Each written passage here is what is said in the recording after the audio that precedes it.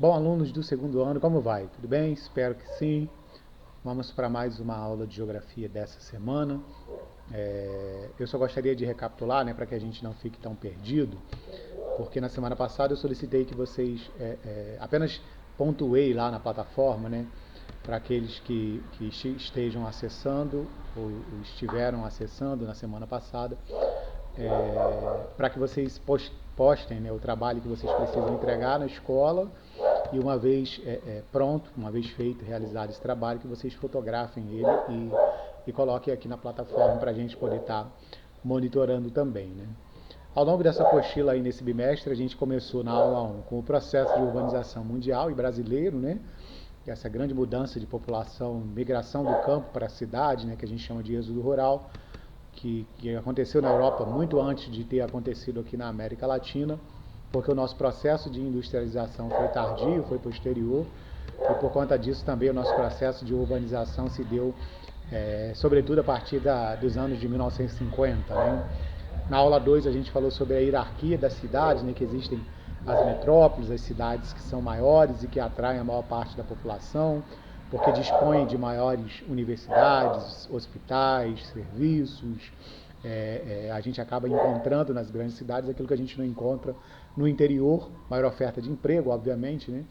E por conta disso, essas cidades acabam atraindo as demais e elas acabam exercendo uma influência de polarizar, ou seja, de atrair população, de atrair dinheiro, de atrair circulações, tanto de transporte, quanto de pessoas, quanto de bens, quanto de recursos, por conta de serem cidades maiores. E aí a gente chama de hierarquia, né? Existem centros regionais, existem cidades regionais que exercem influência sobre aí as demais cidades. Na aula de hoje, que é a aula 3 da apostila, o título dela é Os Espaços Urbanos e Sua Relação com a Cidadania e Segregação Espacial. Né?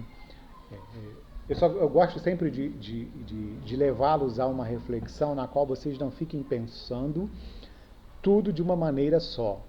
Aliás, eu dou até a dica, e como vocês são jovens inteligentes, antenados, que têm aí a possibilidade, aqueles que estão acessando a aula, de poder acompanhar aí na internet muita gente, sempre procure pesar dois lados da história. Nunca não evite tirar conclusões precipitadas ouvindo somente um lado da história.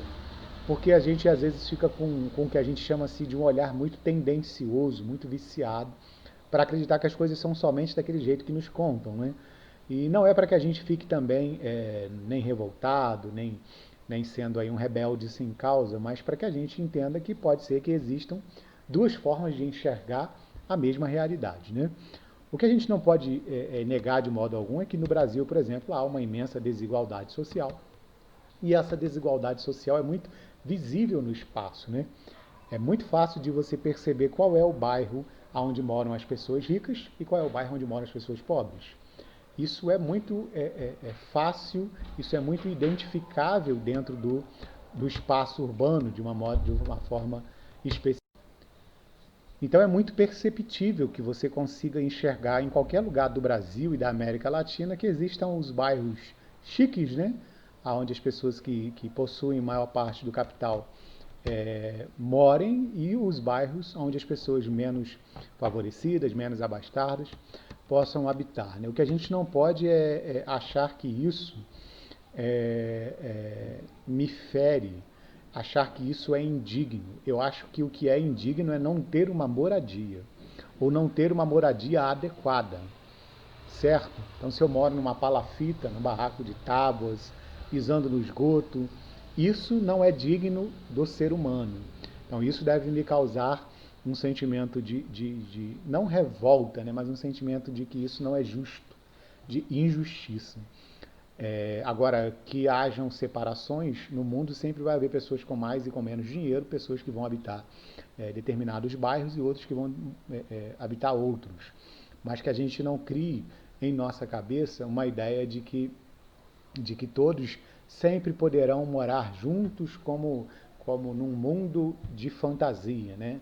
O mundo ideal, para mim, só existe no céu. Aqui vai ser um mundo de conflito, um mundo de embate, um mundo onde pessoas sempre terão mais dinheiro do que outras, pessoas sempre terão condições melhores do que outras. Nós temos que lutar contra isso, nós temos que lutar para que seja feita justiça.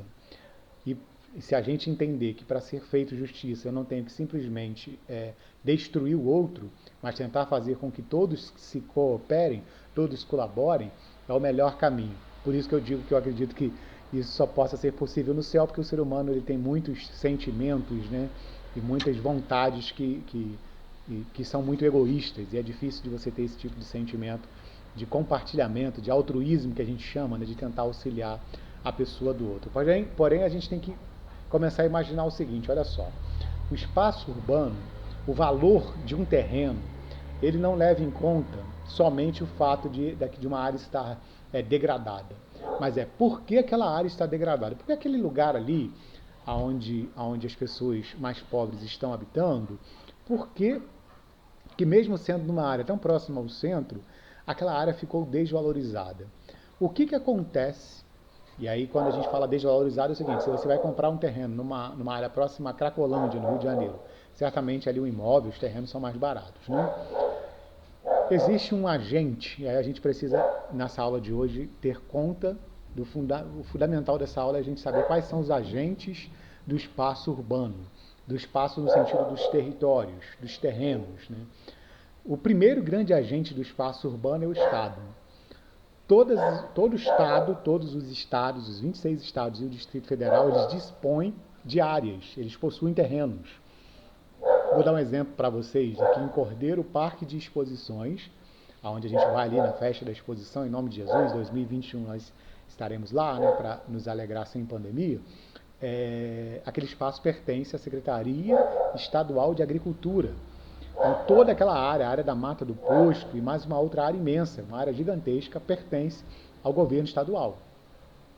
Além daquela área, a Prefeitura de Cordeiro possui, uma vez eu fiquei sabendo dessa informação, né, possui 65 imóveis, além da sede da Prefeitura, além de todas as sedes de colégios, de unidades de saúde, a Prefeitura ainda dispõe de outros imóveis.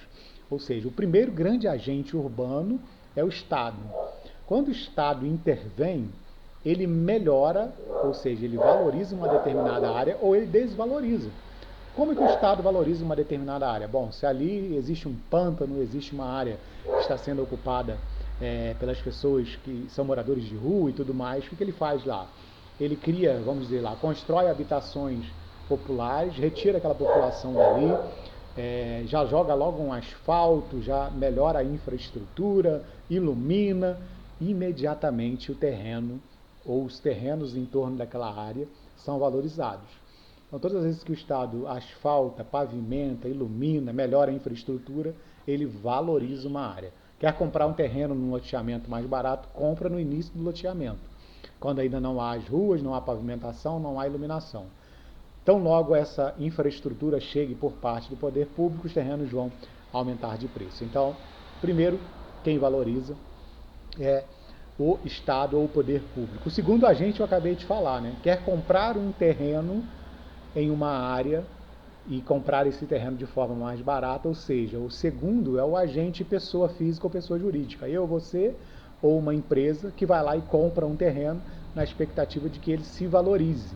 Então esse é o segundo grande agente do espaço urbano. São as pessoas físicas e jurídicas que compram um terreno e esperam a valorização. O nome disso é especulação imobiliária, ou seja, eu compro e especulo, ou seja, espero na expectativa de que os preços do terreno possam aumentar e eu ganho um dinheiro entre a compra e a venda.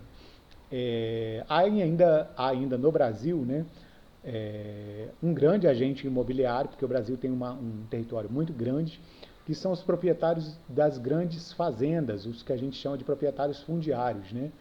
Eles também exercem uma grande influência no espaço, porque muitas vezes a área urbana de uma cidade cresceu demais, não tem mais para onde ela se expandir e começa a entrar em contato com essas áreas, desses sítios e fazendas que estão ao entorno das áreas urbanas, né?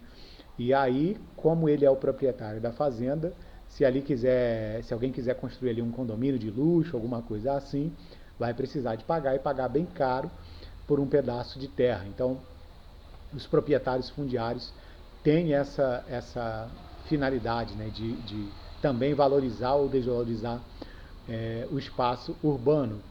O que há ainda um outro agente, né, mais moderno entre aspas, né, que são os promotores imobiliários, ou seja, são aqueles corretores de imóveis, as grandes imobiliárias que passam a administrar essas áreas que podem ser vendidas ou construídas, e elas passam, evidentemente, dessa forma, a valorizar os terrenos, né? Se você tem um terreno numa área central em que você só poderia, de repente, construir ali um imóvel, uma casa, né?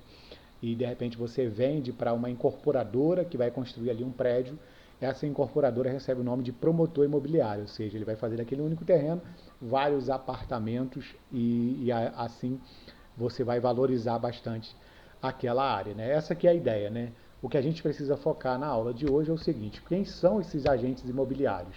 Os proprietários de terra e o Estado e os promotores imobiliários. São esses três que são os grandes responsáveis aí pela valorização dos imóveis.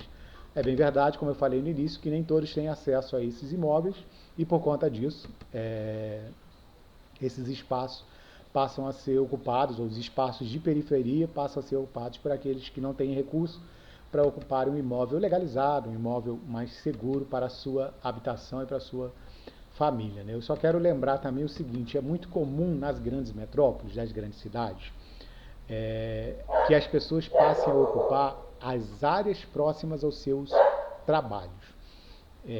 Vamos pensar comigo assim: eu moro num prédio, né? E preciso contratar uma pessoa diarista para fazer faxina, um cozinheiro, um porteiro e tudo mais.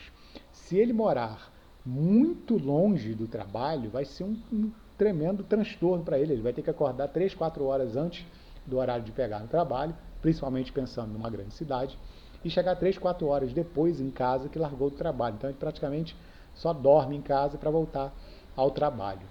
Então, quando existe a possibilidade de habitar uma área mais próxima ao trabalho, ainda que essa área seja insegura, inadequada, ainda que a habitação seja uma habitação insatisfatória, né, acaba-se muitas vezes preferindo morar nesses lugares, preferindo, entre aspas, porque você é quase obrigado, né, para poder morar próximo ao trabalho. E não é só a questão da distância, né, é a questão do valor, né. Se o empregado fica muito caro, o empregador acaba muitas vezes não empregando, né. Então, quando ele morar mais próximo, o custo de transporte diminui e o empregador, de repente, acaba preferindo empregar aqueles que moram mais perto. Então, isso acontece muito nas grandes cidades. Eu vi um fórum recentemente, vou encerrar aqui a aula já já, um fórum imobiliário no canal Band News na televisão, em que ali havia alguns especialistas, muito bons por sinal, e que eles diziam que a taxa de ocupação vertical no Brasil é uma das mais baixas do mundo. Grandes cidades como Paris, Londres, Nova York, Tóquio e por aí vai, possuem uma taxa de ocupação vertical muito mais alta. O que é isso? Existem muito mais prédios. Esteticamente o prédio não é bonito para a cidade? Eu acho que também não é. Porém, o que é mais seguro? Morar mais distante, lá na periferia. O que é mais caro? Morar num prédio na área central ou muito mais distante na periferia? O que é mais caro? Morar numa área central ou o que é mais seguro? Morar num prédio em que tem ali, de repente, 40, 50, 100 apartamentos com mais de 500, 1.000 moradores, né? 2.000 moradores, dependendo do prédio, ou morar numa área em que é comandada pelo tráfico, por milicianos e tudo mais, distante das áreas centrais, né? Então essa era a discussão, que se pode aproveitar muito mais as áreas centrais com verticalização, com construção de prédios. Condomínios são muito mais seguros, e não pensem em condomínio como uma área de luxo, né? Condomínio como uma área cercada, área fechada, com várias residências ali, os moradores todos juntos. Então você tem um sentimento muito maior de segurança nessas áreas do que morando na periferia ou em lugares muito distantes, né? Vai ficar então para a nossa aula de hoje. Eu só quero, vocês perceberam que eu não dei tanta ênfase à questão das favelizações, do processo de precarização de moradia, porque isso é uma questão histórica no Brasil, que já tem mais de 50 anos, desde quando iniciou o processo de êxodo rural na população brasileira, que é um processo que se deu também no mundo inteiro. A gente ainda tem falta de moradia, que a expressão falta de moradia, né? Existe uma expressão que se chama déficit habitacional,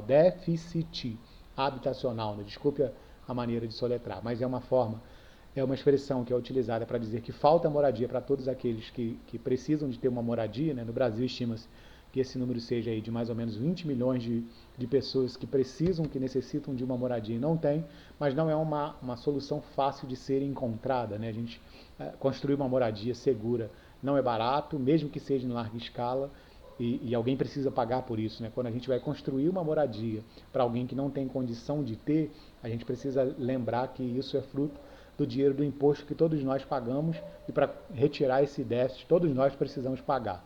É isso que a gente precisa ter em conta para não achar que é tão fácil solucionar esse problema. Vai ficar então para vocês a atividade da aula 3 no final da apostila, tá ok? Segundo ano, grande abração, fiquem com Deus, até a próxima.